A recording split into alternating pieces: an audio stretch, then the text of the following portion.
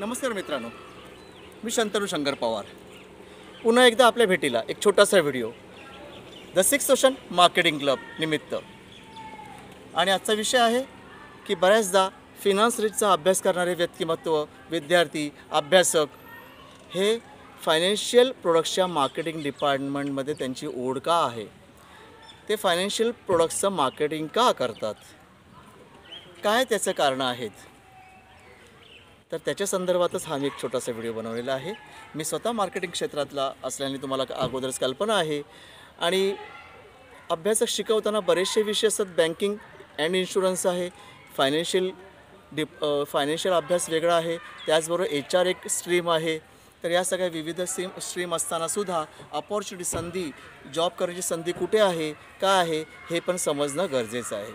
आज काय होतं आहे तर आपण पाहतो की इंजिनियर्स निर्माण होत आहेत.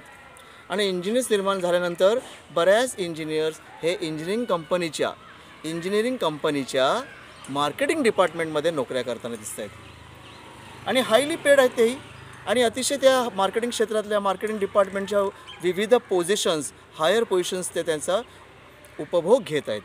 सिमिलरली ह्याच गोष्टी वैद्यकीयच्या संदर्भातही तसंच होतं. बरेचसे डॉक्टर्स हे कुठल्या तरी संस्थेचे, स्वतःच्या संस्थेचे, मेडिकल संस्थेचे मार्केटिंग करताना दिसत आहेत आपल्याला. आणि मार्केटिंग करत असताना अतिशय हायली पेड आहेत ते, आणि त्याचबरोबर हायली पोझिशन्समध्ये ते असतात. व्हेरी सिमिलरली याच बेसिसवर फायनान्सचे अभ्यासकसुद्धा बऱ्याच वेळा ते स्टॉक मार्केट रिलेटेड कंपनीज असतील, म्युच्युअल फंड रिलेटेड कंपनीज असतील, बँकिंग अँड इन्शुरन्स असतील, आणि कुठल्या विविध फायनान्सच्या कंपन्या असतील, त्याचे प्रोडक्ट्सचं मार्केटिंग करताना दिसत आहेत आपल्याला.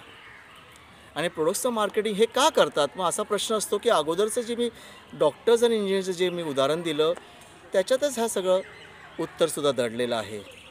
प्रत्येक फायनान्सच्या अभ्यासकाला फायनान्स रिलेटेड सगळे कॉन्सेप्ट, फायनान्स रिलेटेड सगळे बारकावे, फायनान्स रिलेटेड सगळ्या छोट्या गोष्टींचं सुद्धा त्यांना ज्ञान असतं, ते ज्ञात असतात.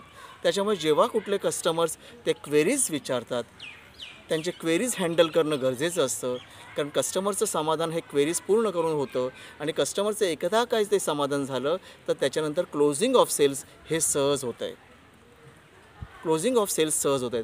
त्यामुळे होतं आहे काय, हे फायनान्सचे स्टुडंट्स हे त्या विषयाचं त्यांना पूर्ण ज्ञान असल्याकारणाने, विविध टर्मिनॉलॉजीच्या संदर्भात पूर्ण ज्ञान असल्याकारणाने, हे कसं प्रक्रिया घडते आणि होत असते ह्या फायनान्शियल मार्केटमध्ये, हे त्यांना पूर्ण ज्ञान असल्याकारणाने क्लोजिंग ऑफ सेल्स हे सहज करू शकतात. आणि हेच ते उत्तर आहे की ते विविध, एकतर त्यांना संधी पण मिळते मार्केटिंग डिपार्टमेंटमध्ये, त्याचबरोबर विविध पोझिशन्ससुद्धा ते घेतात, आणि ते अचिव्हर्स असतात, बेस्ट परफॉर्मर्स असतात, हेही लक्षात घेणं गरजेचं आहे आपल्याला. तर हा एक छोटासा व्हिडिओ माझा होता. आणि आवडल्यास लाईक करा, शेअर करा, आणि नक्की सबस्क्राईब करा. Thank you very much. बाय.